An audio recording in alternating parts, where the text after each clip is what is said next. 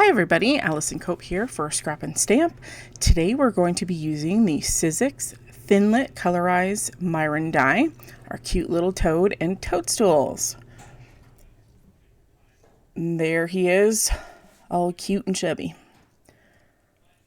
We're going to start today's card by making our Myron, or our toady, and we're going to ink up a couple of pieces of cardstock with a whole bunch of different Distress Oxide blues.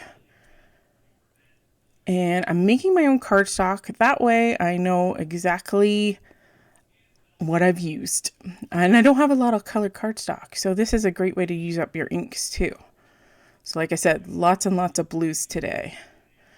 I only need smaller swatches of these colors. Okay, now we've swatched everything. We're going to die cut all of our Myron pieces. We're going to start with Myron and do our toadstools later.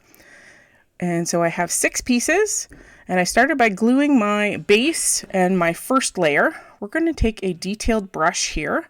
This is by Prism Studios. And we're going to kind of shade up a little bit of each layer. And I'm going to just quickly dab it into my ink pad. And these inks are slightly darker than the original layer. So we're going to just quickly brush on any areas that I think need a little bit of detailing. We are still going to add a whole bunch of layers to this feller, but I am just going to shade it up a little bit. In each layer, I'm going to do the same exact thing with a little bit darker ink on the lighter shade of layer. There we go. Don't forget his toesies. This brush works fantastic for doing this job.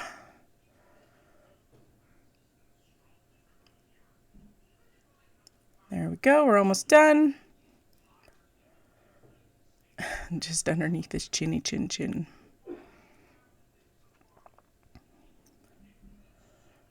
And there's the first 2 layers put together. Now we're going to do individual layers here before we glue them. So we're just going to take each layer and do the same exact thing in any places that I think need a little bit more shading. There we go. Quick and easy. This brush makes easy work of this detailing aspect. There's that layer. That's layer number 3. Now, if you need to clean off your brush, I just use a microfiber towel and just quickly brush it back and forth to try and get rid of any of the ink that I've used prior, because this time I'm going in with a lighter ink and I didn't want to contaminate the ink pad with a previous darker ink.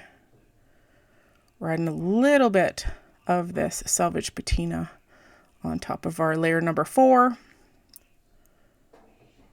Quick and easy. And now we're going to add a little bit of distressing to this layer. So distressed oxides are water reactive. So I'm just going to use my water spritzer and spritz a little bit over top. There we go. And it's going to react with our oxide inks. We're going to take a little piece of paper towel and dab off any of the extra inks. This also helps pick up some of the ink off the surface and makes it all spotty dotty. It just adds a little bit of fun to that layer. We've got 2 more layers to go here. Just a quick shade on this piece. This is kind of like under his throat and a little bit of his belly. And this time we're doing a little bit of a darker ink shading on this piece. There we go. And again, these are really simple, but the overall effect is really cool. All right, we're adding layer number 3 on top. I'm just using my Barely Arts glue. It has a really fine tip point, so it allows me to go into all those really detailed, stringy, thin little layers. You want to make sure you get out to the toes and all that kind of stuff to make sure that they adhere down to your little toad.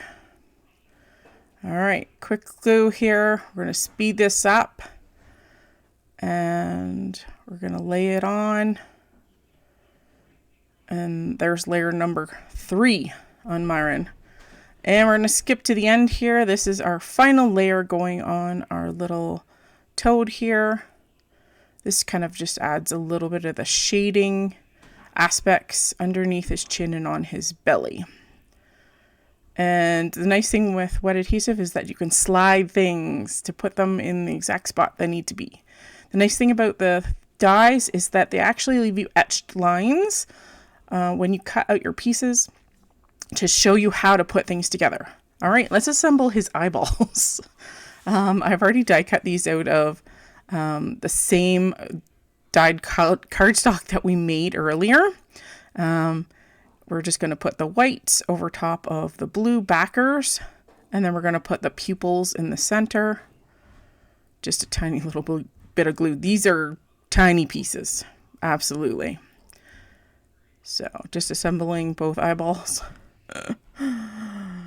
And quick 1, 2, 3. And then I realized that I put the wrong pupil on the wrong eyeball. So I had to peel up my pupil and put it on the right eyeball. There we go. And of course, they want to stick to my hands. Isn't this always the way? There we go. Thank goodness for tweezers. All right, and our sticky tool. There we go. 2 cute little eyeballs ready for Myron, our cute little toady. There they are. Okay, we're going to add a little bit more interest to our Myron. Now, notice I haven't put his eyeballs on yet. Okay, we're just using a metallic gold, a champagne gold paint, and we're just using a paintbrush to splatter it on. He just needed some speckles on him to make him a little bit more interesting. There we go. We have a gold speckled frog. Like I said, there we go. And there are his eyeballs put on his body. And so now he's complete. Okay, we're going to do the same process that we did for Myron to make our little toadstools. And I'm going to make 3 of each. So I'm just swatching out my colors. I'm going to use some magnolia colored cardstock from Prism Studio as a base. And then I'm going to cut all of my pieces out. Again, we're doing triples. We're going to glue everything together. These mushrooms come together pretty quickly. The mushroom is actually made up of 5 different parts. So a little bit of assembly involved, but it goes pretty quickly. There we go. We have the mushroom topper, and then we have like the accent color, and then just a little bit of glue to adhere that mushroom cap on, and we're done. All right, to our background. We're going to go to watercolor paper. We're going to put some melon ice down, and then we're going to use some, I believe that was lime rookie, and we're just going to kind of pick it up, dry it in between layers. I just want some dots and spots in our background. We're going to use some martini this time and deepen and darken our green. So I'm adding and pressing that paper into the ink and then drying it in between layers. We're going to add a little tiny bit of Uptown ink, and that just makes that green pop. It actually becomes green on the paper. We're going to add a little bit of speckling using a paintbrush and my leftover ink. Super quick, easy, adds a little bit more interest. And last few little dabs and the last dry off. There's our background. We're going to use a little bit of a eucalyptus and just put in just ever so hint of some grass. And here's our final card with our happy birthday greeting from the mini strips birthday, and it's done. Make sure you check out our birthday bash hop over on the Scrap and Stamp blog. You can start there for your chance to win a $50 gift certificate. And thanks for joining me today. See you again soon.